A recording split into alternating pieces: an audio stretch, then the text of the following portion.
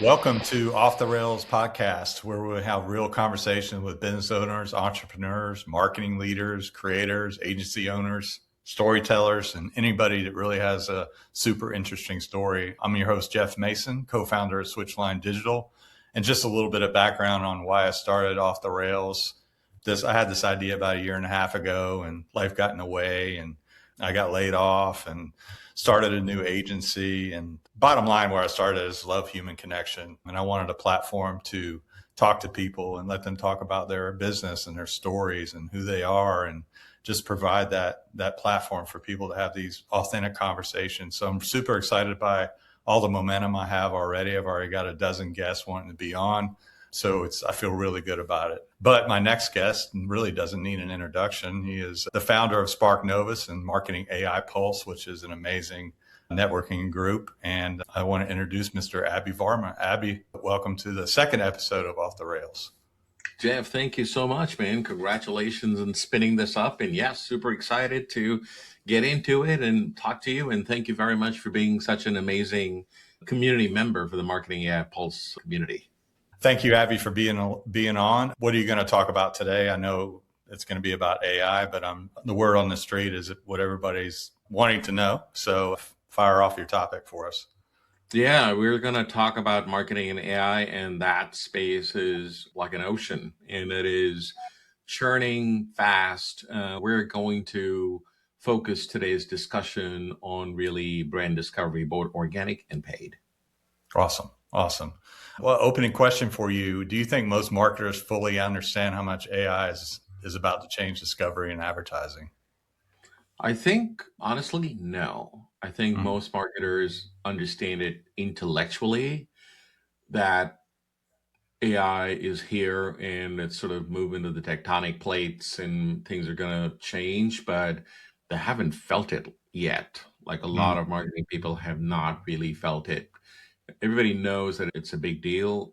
I guess the same way where we all knew that, hey, when the iPhone was announced back in the mid 2000s, people were like, oh, wow, smartphones are going to change the world. But it took people a while to really understand what smartphone is going to do to how we work, how it's going to change the way we shop, we pay attention, we consume advertising, we date, all of those things, life, we read emails. So all of those things sort of have dramatically changed. So I think people have a sense intellectually of that, but they haven't quite felt it. But I think it's coming fast and furious at them. Yeah, agreed. Let me go back a step here. Tell us a little bit about why you started Spark, who is Spark Novus, and then Marketing AI Pulse, which is an amazing community. It's not even 2 years old, right?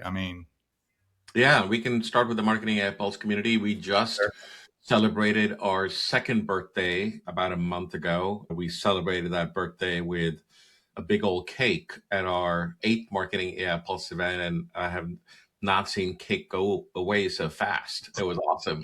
But yeah, that community started with me and a buddy of mine getting together for coffee, talking about marketing and AI and what is that going to mean. And there were a lot of communities talking about AI, but it was all mostly technical. And I was really wanting to get people together on the commercial side, marketing mostly, and sales and GTM and those sort of folks. And yeah, it was me and a buddy getting together. And for a year prior to the formalization of the community, it was just a couple of folks getting together for a coffee. And then we did that for a year. We got together every 4 to 6 weeks and just were talking. It was very organic. People were inviting other people. In our last informal event, we had 10 people getting together for a drink at a local bar, and people were like, hey, do you mind if I get a friend? I'm like, no, go get a friend. And I was going to buy a first round, and before you know it, there were like 45 people showed up at the event, and I'm like, I'm out. I'm not buying the first round.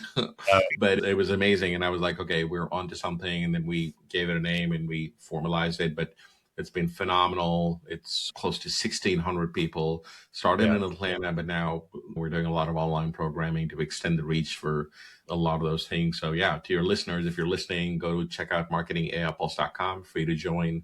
And I'd say learning about marketing and AI is better when done together. Yeah. And then the first part of your question about Spark Novus. I started Spark Novus little bit about 3 years ago, and I'm a corporate marketer. Have been that pretty much all my life. The Yep. early part of my career, I was in sales. I took a little detour as a developer for 6 years, and I was so enamored by web dev back in the day. I don't want to date myself, but classic ASP days for those of your listeners who are aware of it. But then, yeah, went back to corporate, but then during COVID, caught the AI bug. Spent a lot of time getting into it, and I thought this is going to change the future of how marketing AI is going to work together, and not just marketing, but almost humanity in a lot of ways. And then I switched gears and met my corporate obligations, and Right. parted ways with the company I was with. Started off Spark Novus and thought that we needed somebody, quote unquote, digital Sherpa, if you will, to guide marketing teams through strategy, implementation, and training. And Right. that's our focus. So we do those marketing teams interested in looking at AI. And we're well past the adoption phase. So at this point, it's really execution, maturity, scaling, achieving Mm, business outcomes, and those sort of things. So we'll work with marketing leaders, CMOs to do all of those things right. um, from a strategy and advisory standpoint, where we teach them how to fish, quote unquote. In some instances, they want the implementation part, so we'll go fish for them. Right. And then there is the training enablement, which is sort of a horizontal thing, regardless of whether we are fishing or they're fishing. That's a bit about Spark Novus. You can learn more about it on sparknovus.com. And you and I've talked about, for instance, Switchline is a small agency. We're trying to put out the best tools for our clients. And you and I have talked about collaborating on some AI packages through Spark Nova. So that's another option for agencies like Switchline, correct?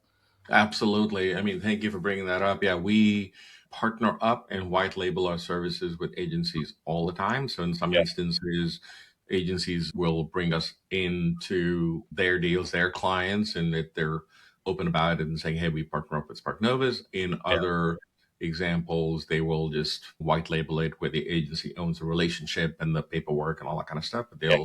we'll deliver the services. So 100%, that's a very important pillar of engagement in this wild and crazy world of marketing and AI.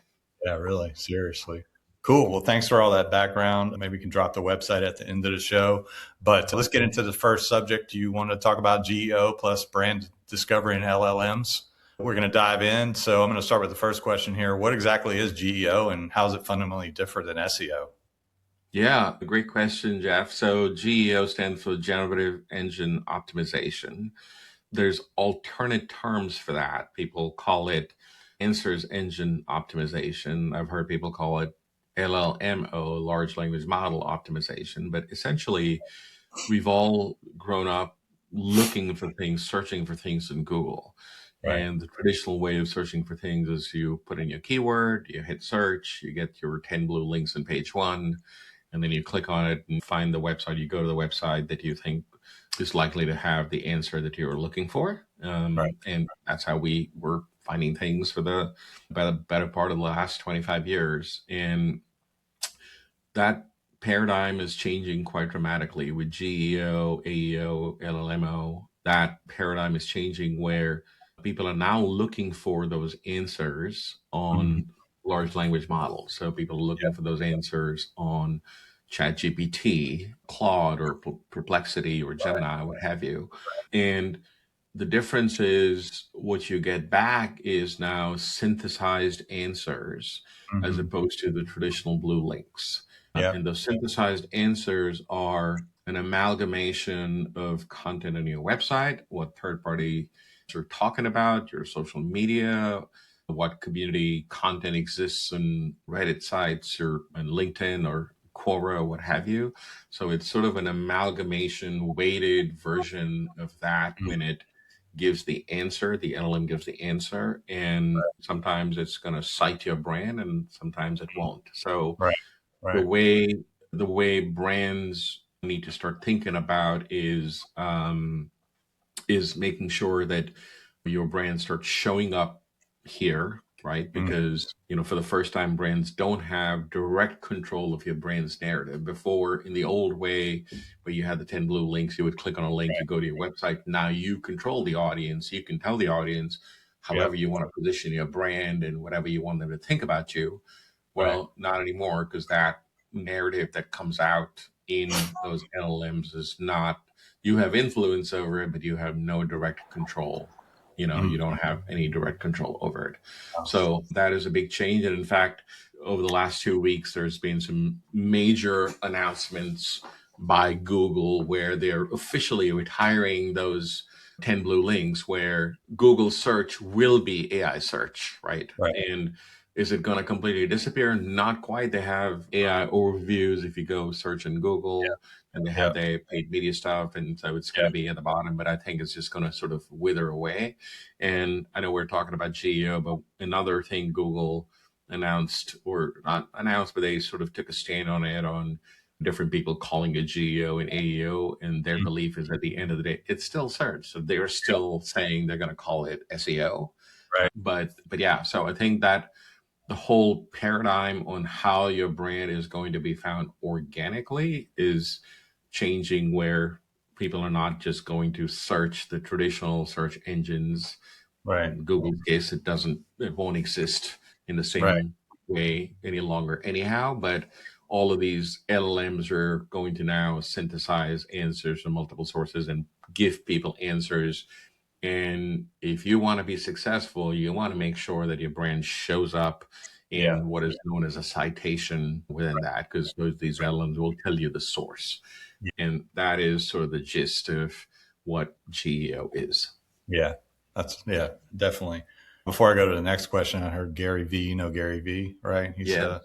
He said something about, Netflix, took over Blockbuster. You never thought that was gonna, Blockbuster went out of business. Never thought that would happen. But he was like, Google is going to be the yellow pages of search or something like that. And it kind of resonated with me. I'm like, that's a really good point or correlation. So he tells it like it is. Oh, So absolutely. I think the certainly, but I'm quite impressed that Google has kept pace with all the changes. And the fact of the matter is that 70% of all search activities has traditionally happened on Google. Maybe that percentage may be even higher if you just look at the US, for example.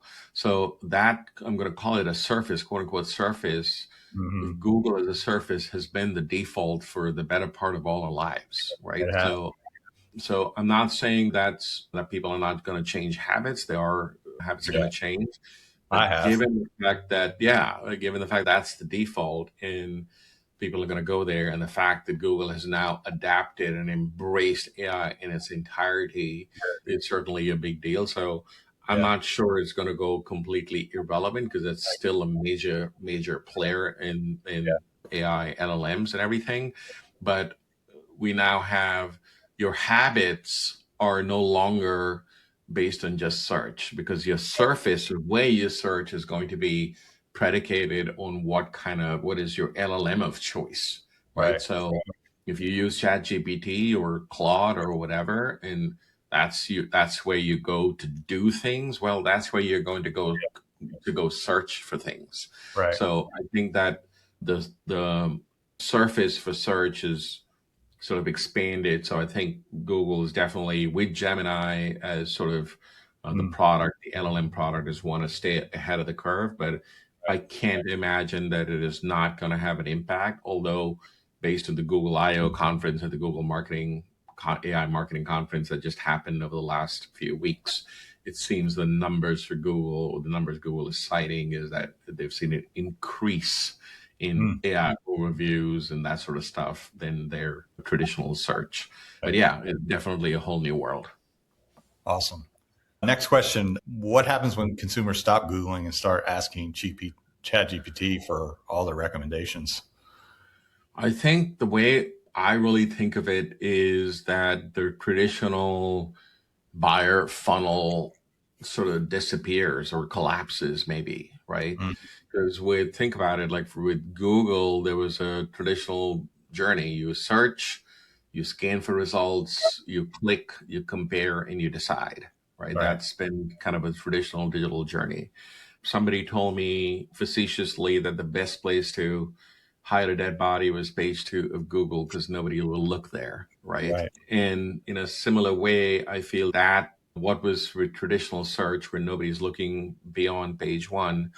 And so now with LLMs, I feel that think of it going more upstream, right? Mm, Where each step of the way, the journey, your search, your scan, your click, your compare, and your decide, that journey, each step was an opportunity for marketing folks to influence your decision.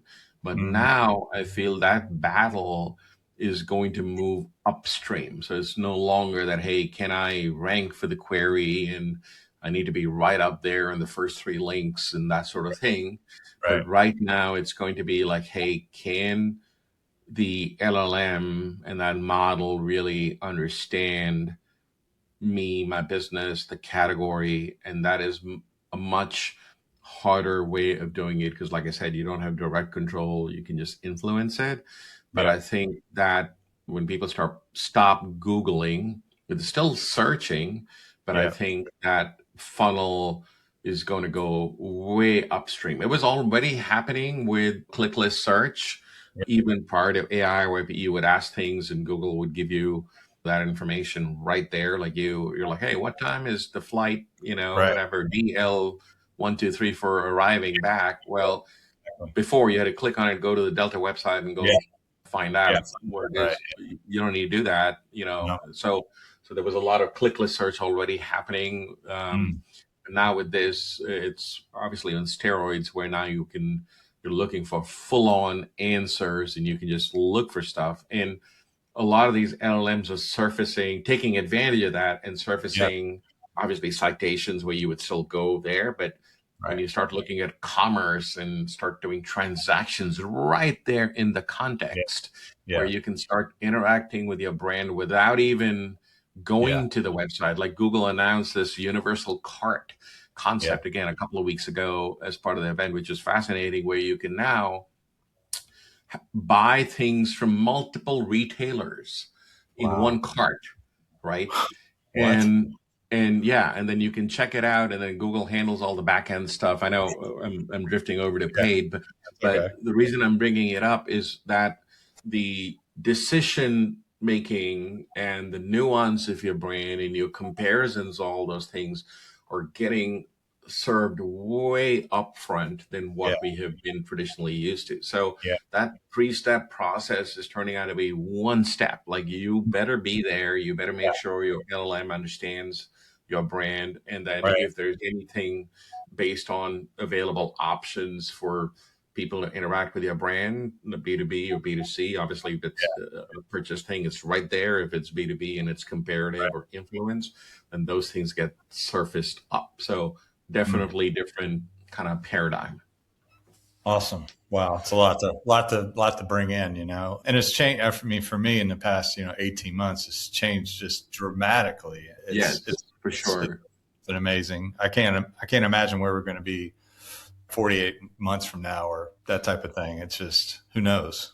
Yeah. Um, my last question for this segment. It's so good segue. So if your brand isn't coming up in AI searches, are you basically dead in the water? You invisible? I mean, what can you do? Yeah. I mean, pretty much, I'd say, because I think there's evidence where click throughs from LLMs result in 120% more conversions than the traditional way of doing it, right? The old fashioned way. Now, I'm saying old fashioned way like it is going to exist, but Google has already announced that is not existing. So this is going to be the only way, when people end up finding brands. And obviously, we're talking about Google, but the same thing holds true for ChatGPT and for Right. Claude or Perplexity, the big four, and then you have other smaller ones. But you have to show up in LLMs in a certain way, and I think it sort of benefits both groups because if you have content, you want to make sure the LLM models are keeping their training up to date by indexing your stuff.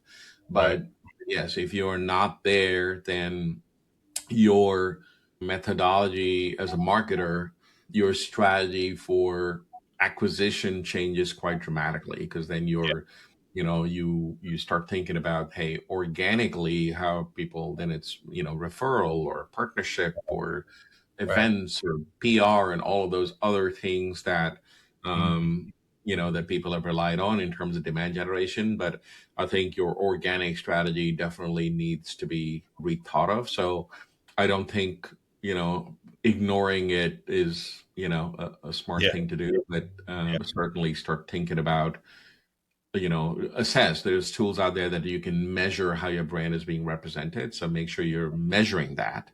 Then make sure your website is indexable. And then there's methodologies that Google has published, and there's other best practices. Some of that information is available on our blog. Go to sparknovus.com. You can see, what are best practices for writing for search engines to optimize it. There's technical things like schemas and all those sort of things. So making sure website is indexable, the technical things are placed, you're writing in a way that is, friendly to these LLMs, and there's a very defined kind of guideline on how to do that. And then Yeah. finally, you want to make sure there's a lot of emphasis on third-party credible sources pointing back to your brand. So Right. what used to be backlinks, and that could be like you could buy a $150 backlink, and if Yeah. you have the money to throw in it, you could buy 10 of these a month. That'd be awesome. Like, Yeah. you're Yeah. telling Google that, hey, this go to this website. But now these LLMs are wanting, um, they're putting a lot of emphasis on credible sources that reference your brand, and even in terms of content credibility, where if you're putting out customer stories and freshness of content and Right. having opinion pieces and learning pieces, all of those things are going Right. to be really important. So I think, yes, if your brand doesn't show up in AI, definitely an issue, but I don't think marketing leaders should ignore that. I think there's definite ways. It seems overwhelming because the information is patchy on what you can do, but I think that is changing pretty rapidly. In fact, Google announced yesterday that on their traditional search console, which is where you could see how Google, the SEO in the SEO world, how Google would index your stuff. They announced that in the search console, now you'd start seeing AI overview reports, which is sort of a baby update. So I fully expect that Search Console and Google Analytics and some of these tools are going to be kind of Yeah. reinvented and rethought of it with new features and that sort of thing to account for how AI shows your brand in Oh, LLMs. fascinating. Fascinating. Fascinating. Yeah. Um, that was a lot. Next section we're going to talk about is AI's impact on paid media. That's a big one. Does AI create better advertising or just more advertising?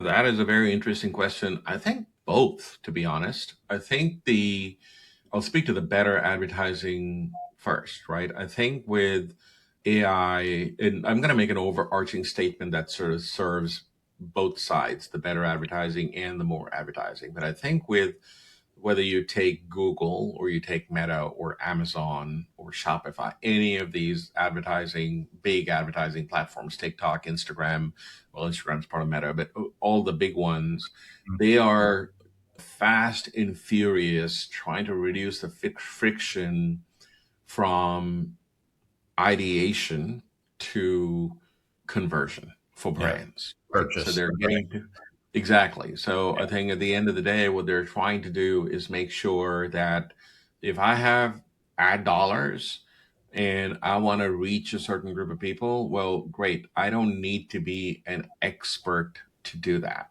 I can No. go in, I can say, hey, here's the audience I'm looking for. I don't really have a creative, here's the URL of my website.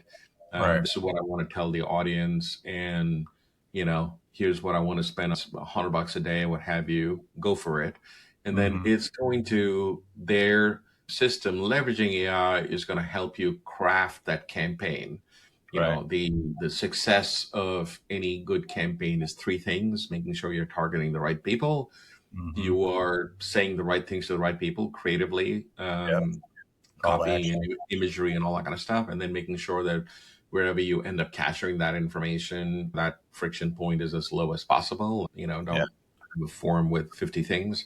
on the phone Right. and those sort of things. So I think all these platforms are trying to make it as easy as possible. We don't have to be a complete expert. So with that reduction in friction, I see both of those things are going to happen, where I think the better advertising is going to result in better targeting, because Hmm. a lot of these systems are not quite fully there, but I think it's just a matter of time that there's going to be this sort of, self-improving, self-healing, where you're going to be running 20 campaigns for different segments with different messages, and it knows that, hey, I'm Yeah. trying to sell, dog food to cat owners, Right. and it's be like, nope, not working. Let's adjust it. Let's do that.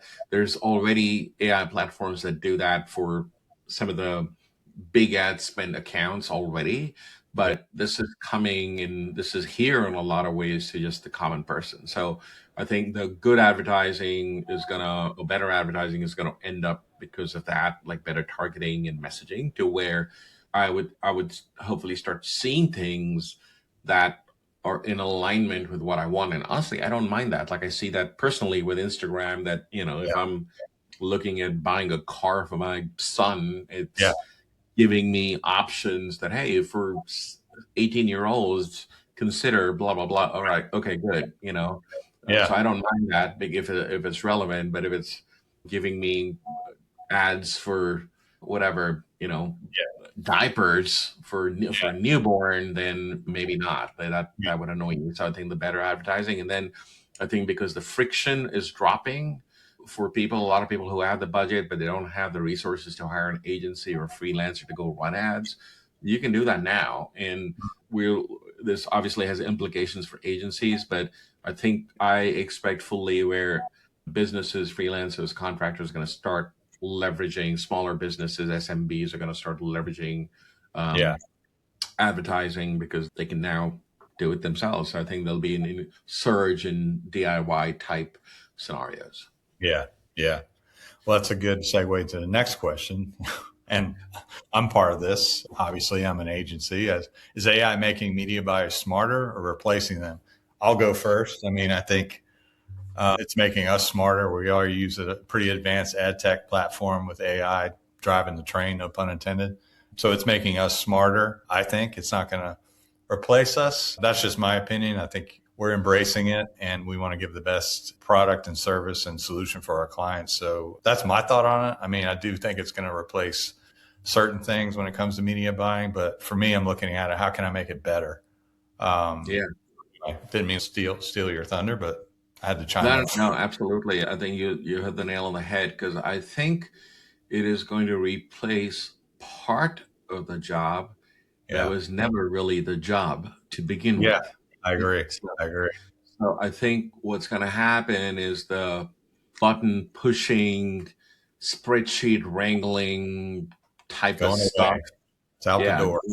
grunt work. Yep. Nobody wanted to do that. I didn't know one agency. We do some of that stuff for our clients, and we are like, hey, this is not Yeah. smart work. So I think what's left is going to be more valuable. And I think where agencies are going to add value is going to be that strategic layer, right? Yeah. That's where they're going to know, because at the end of the day, you got to tell AI what's the audience, That's right. that you're going to go after. And that's that intelligence part.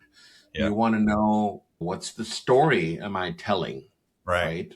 right? Right. The AI can come up with a copy and the imagery, but that story with some sort of, which strums at your emotional heartstrings, Right. which makes people compelled to take action. Yes.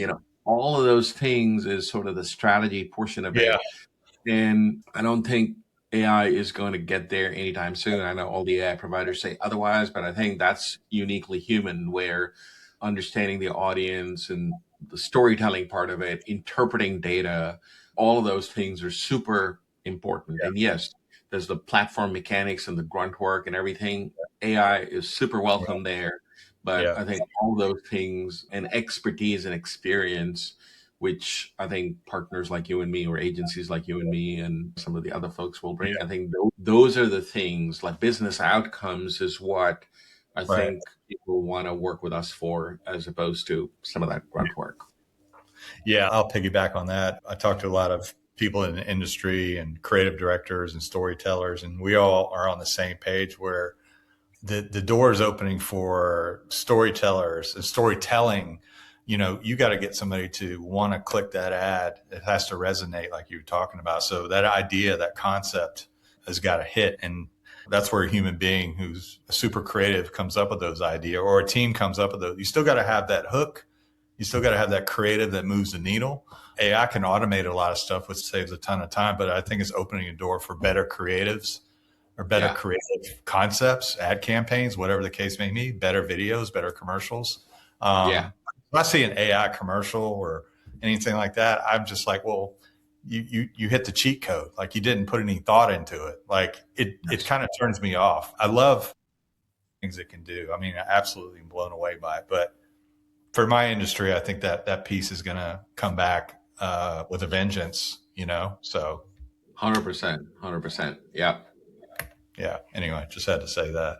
This is kind of a no-brainer. It's the last one of this segment, but will small agencies that ignore AI survive or be stomped in the next 5 years? Yeah. I mean, I think it's the blockbuster Netflix thing. I think you need to get on the AI train. A lot of people have a very sort of emotional reaction to AI and be like, oh my gosh, this is all fake and I hate it and da da da. Great. You can have all those Yeah. opinions, no issue. But I think I've seen this time and time again, right? Where this happened with the internet and this happened with when the world went mobile and all of those things where people were had a emotional reaction to some of those things and no issues. There's people entitled to their opinions. But yes, I think the whole idea is agencies are going to leverage the whole value proposition is for smaller agencies to be lean and fast and Yeah. punching above their weight, right? Right.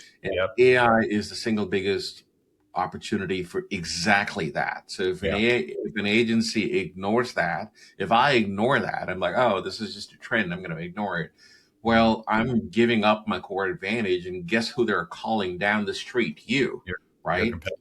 Yeah. Right, exactly. So to me, I think it's going to be along those lines. So I think the good news is that the bar to adopt is pretty low.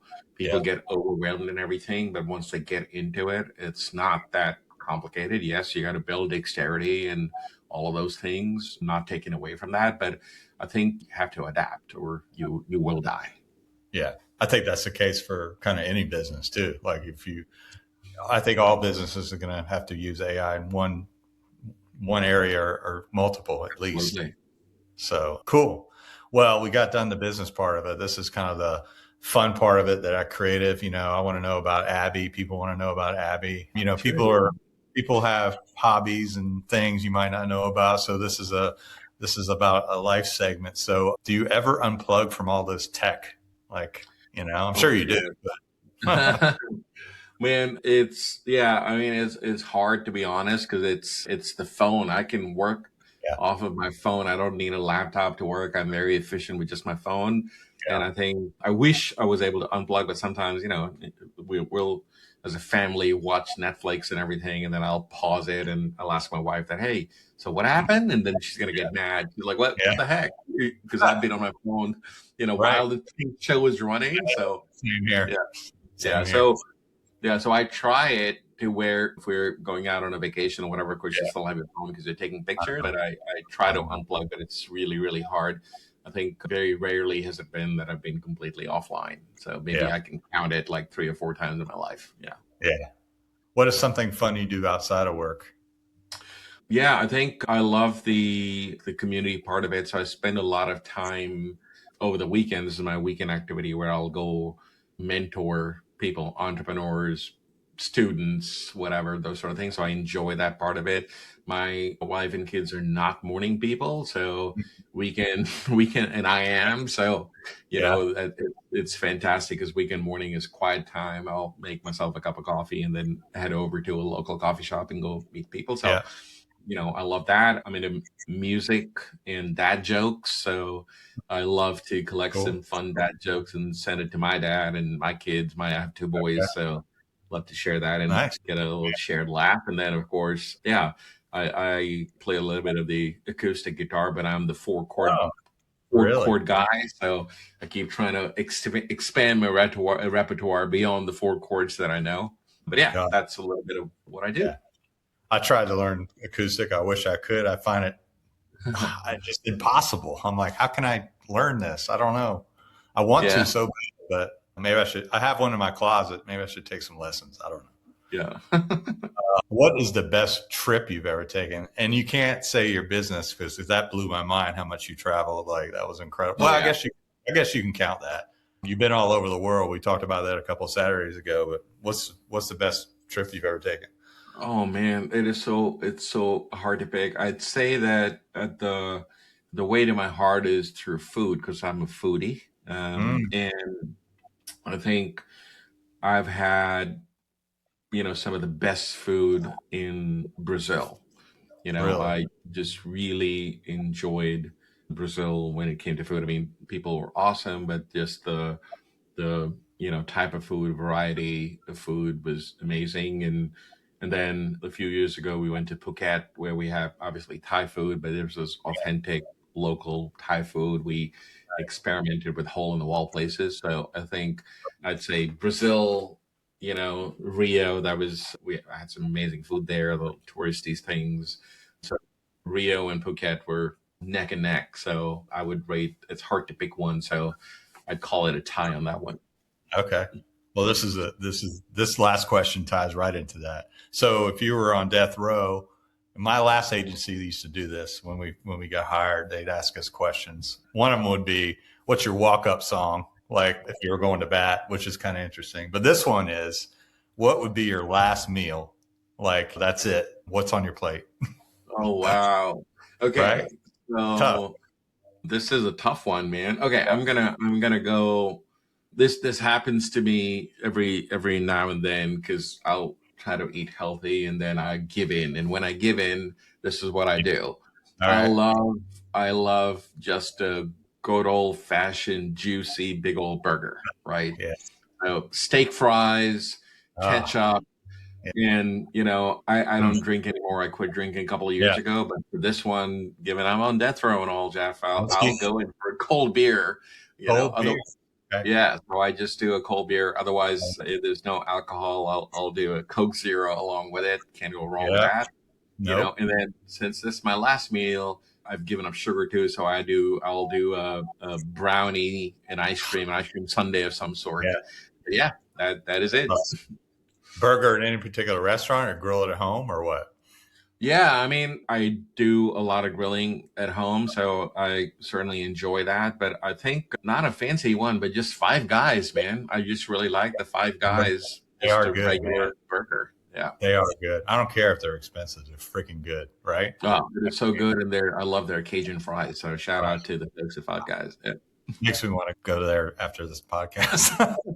That's awesome. So this last segment I came up with, this is kind of fun. It's a rapid fire. It's called Rail or Fail.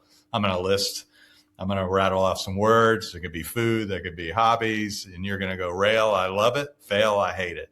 Okay. And you don't know what they are, but it's going to one word answer. And here we go. Iced coffee, Fail. cruises, Fail. really, road trips. Rail. All right. Horror movies, Rail. yoga. Ooh, I, fail. yeah, I never even tried. Sushi. Oh, rail to the power of rail. Oh, sushi lover. This is a stark contrast to that one. Corn dogs. Oh man, I don't know. Rail. Gender reveal parties. Fail. Daylight savings time. Fail. Video games as adults. Fail. QR code menus. Oh my Me, God. fail. Fail. Yeah. Fail. Hot honey. Oh, rail? Railish? Standing working desks. Rail, because I have one right now. Oh, okay. Yeah. I'll Well, do it every now and then. I know I'm not supposed to comment on it, but yeah. yeah. Black Friday. Fail. Agreed. Total fail. Self-checkout. Oh my gosh, fail. Come Yeah. on. Yeah. Total fail. Yeah. This is a controversial one. I'm going to put it on everybody's list. Die Hard as a Christmas movie. Oh my gosh. Okay. Okay. That is a tough one, but I have Just to say rail. oh my God. No, you Are you didn't. a fail? Are you a fail on that one? Fail, man. It Oh can't my be. gosh. We can talk about it. We got to have a whole episode on that one. Karaoke. Oh, rail, man. I love that. I do it a lot. Yeah. What? Okay. All right. Theme parks. Not Disney. Like, well, yeah, Disney. Those. Fail. Motion sick. Yeah. Okay. I got a few more. Group texts. Depends, but rail, I'd say, if it's purposeful. This goes back to the 80s. The Rubik's Cube. Oh my gosh. Fail. Giant fail. Two more. Cold plunges. Say that one more time. Cold plunges. Fail. Last one. True crime podcasts. Podcasts. Yeah. Rail. True crime specifically. Yeah. Fail. Rail. Or, yeah. They're good. Yeah. Yeah. Yeah. Yeah. I love me some, what's that one? Oh God, I can't remember. The guy with white hair. It's a crime series on. Oh yeah. You know what I'm talking about. But cool. Well, I hope you enjoyed that. What do you think about that? I love Yeah, that. man. Cool. No, I love it. I love it. Like each of those, each of your rail and fail items could be a whole half an hour discussion in each. We gotta do a Die Hard coffee sesh, man. We should. I know you got to bounce here in a few minutes. So I'm going to wrap it up. But where can people follow you? Where can people find you easily? Yeah, I think if for Spark Novus, you go to sparknovus.com. For the Marketing AI Pulse community, you can go to marketingaipulse.com. You can go to abyvarma.com, take you to a member of the Forbes Communication Council. So it redirects there. And then, of course, you can find me on LinkedIn. On Instagram, I am abyvarma.ai. I have two accounts. If you just go to Aby Varma, that's my personal account with family pictures. So I will not accept your follow request on that one. But if you go to abyvarma.com, it is fully public. I am also on Twitter, X, at Aby Varma is my handle. Other than some media people, lots of crazies there. But yeah, if you're an X person, hit me up there. Awesome.